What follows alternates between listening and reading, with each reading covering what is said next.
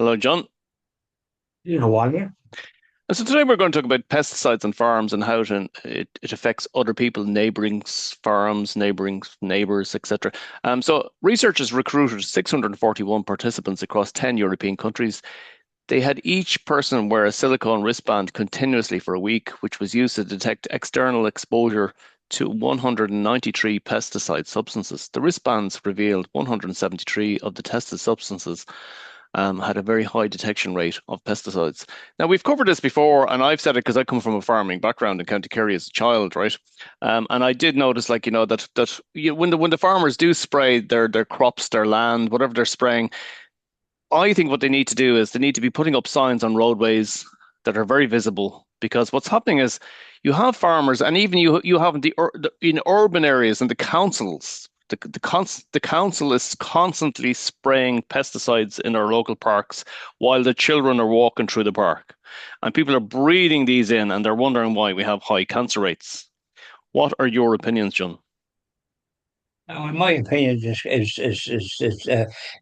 probably about time that this was raised because I do notice, particularly in the last number of years, when they spray on farms, the smell is atrocious, and you just notice it straight off. So that can't be good. Yeah. And even for the farmers, but perhaps they're wearing something that will mitigate that experience.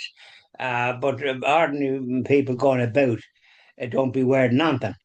And even if you're driving, it can come in, it can come in some other way as well. So, but particularly when you're walking, and you do notice more now than ever before the spraying of these things. I don't remember anything of that caliber years ago when I was young because I lived in the country and we were, farms were all around and that, but I don't remember all this spraying.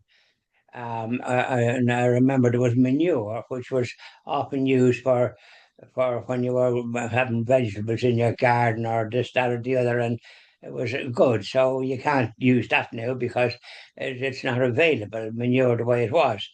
Now, and the business that there's so many different pesticides used, and we do know that the cancer in this country is among the highest in Europe.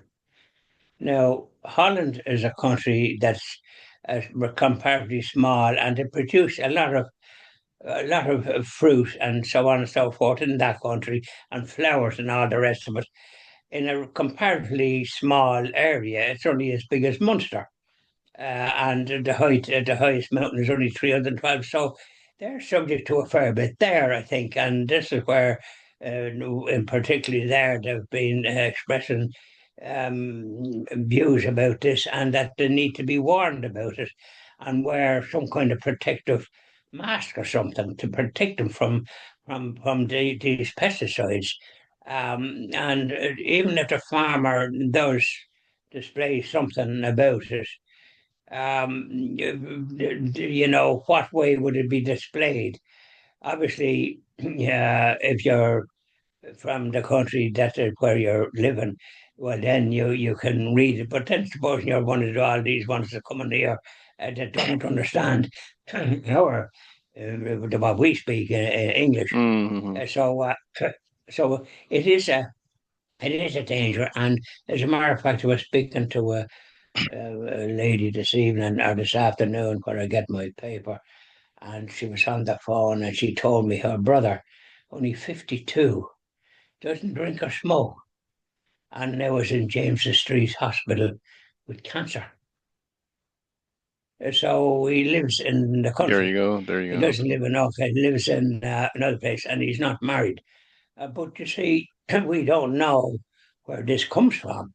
He doesn't smoke or drink, so he should be very healthy. Yeah. Yeah. The thing about it That's is, an look, example, God forbid.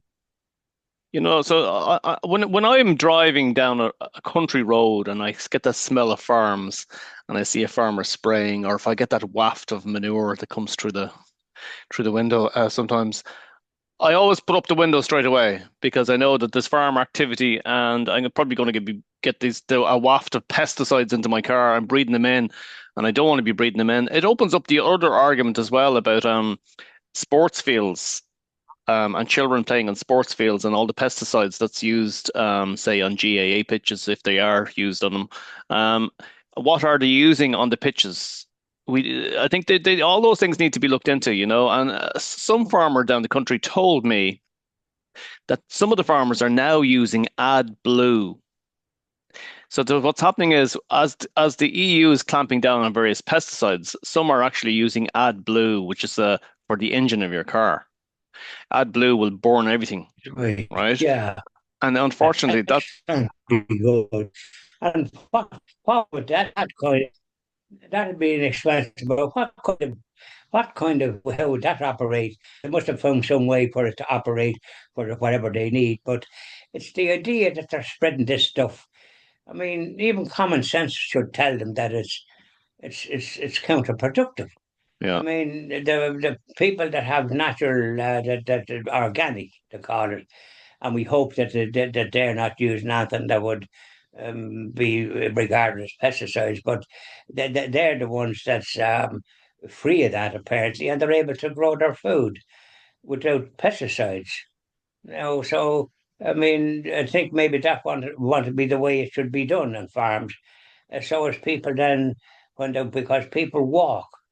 Where I live here, there's farms and there's stuff for sprayed as well, and cattle are in fields. So, like, is there a knock-on effect if there's pesticides and this slurry, which is a terrible thing? I don't know how it was ever allowed because the smell is indicates that it can't be good with this mm, obnoxious smell. And then cattle are grain, and that it's to produce what it may make the grass grow more or get more out of it. But I think it's counterproductive. We want to hear a study about that, a real in-depth study. And I think the health authorities probably would need to take a look at it, and that's what I I'd tell hope you, they would do. yeah, I tell you where we need to get to. We need to get to where I was in 1977 as a child when I could put a cup into the local well on the way to school and drink it. That's where we need to get. We need to get back to That's purity, right. pure So water. I used to drink. We used to drink and wells when we were going about at 18 years of age, when I was 18. And you could drink, and rivers were clear. Now there's contamination in rivers because of what's coming from farms. So if the rivers are contaminated, which my friend Eamon, that I visited up in Palmerstown, he has a farmer living beside him with about 100 cows, and the slurry and the contamination there is only dreadful. And he's very strong on this subject that you're talking about Yeah. because he has first-hand experience of it. The streams and all the rest of it is fouled, and likewise the rivers. Like you think, I mean, we did have a great go of tourists coming here. Because I remember when I was staying in places fishing from the continent because everything was not contaminated. yeah, and the thing about So it is we'd want to go back to that. we want to go back to that. And But the thing is you won't see very often anymore down country fields. You won't see frogs. no, You no, know, you won't. Well, even aside from that, Oliver, it's the fact that the rivers are contaminated with what's going into them from this. They come. yeah. So if they're doing that to rivers and fish, what are they doing to humans? Well, this is the thing, you see. And the other thing I want to say to you as well is that, like, for anybody who's down the country and they're living beside a farm and they think to themselves, I want to grow my organic vegetables in my little patch out my back garden. The problem is when the farmer sprays all the pesticides, that the pesticides are blowing onto the vegetables that they're growing. You got all this kind of exposure, and we try to live the best organic life, and we buy organic products and the whole lot in the shops, and we try to live the best life we possibly can. But it's no use if you're getting exposed from your farmer next door who's blowing these pesticides at you, or if you're walking through the local park with your child and there's somebody spraying and you don't know what they're spraying, and there should be a legal requirement to state what they're spraying. I have approached people in parks that are spraying weeds on the road, and I've asked them, and down the canal. The canal is another place where children and parents walk. And I've Yeah, asked them, exactly for health. yeah, and I've asked two of them, and one of them got quite irate when I asked him, and the other said to me, "Oh, it's just a salt and vinegar solution or some nonsense like that." But they should have a legal requirement to say what they're spraying. Well, I think that's correct, and so the councils have responsibility. And I noticed a lot of bullthorns along the road, which they were always considered dynamite. Hmm. Those type of things they were considered danger. So, like, there's a lot of laxity attached to it, and I think maybe it's time that the powers that be and the health situation take a look at it in a positive fashion and not negative. Positive to try and make sure that the health of the population is safeguarded, and this business of the spreading of so much pesticides, it can't be good. And the farmers and those people that use that should know that. I mean, they should have something, some, what would they call it? Be like, for the farmers have the IFA, the Irish Farmers Association, and then they have CHAGOSC, which is the business regulating, what they can use. So all these things need to be looked at, I think. They do, but I suppose, look, the farmer was if you go back to the 1980s, the European Union promoted industrial farming, and this is where all this came from. And now they're reversing things and they're telling the farmer, no, you can't do that. But the problem is the farmer is dependent on a high yield from the field. So they'd have to be compensated for the low yield because the pesticides bring up the yield, the return on the grass and the return on the crop. So they get less That's money. not good, but It's not good, no. So it has a negative side. So the best thing is to think of the overall health. yes, And absolutely. the EU went one way, and now they're going another. The fact is that that for the health of the farmers themselves, they're working on this, and it can't be good for them either. So it's in the interest of all to sort of re-examine all this pesticide business, and to try and come up with stop trying to maximize whatever it is.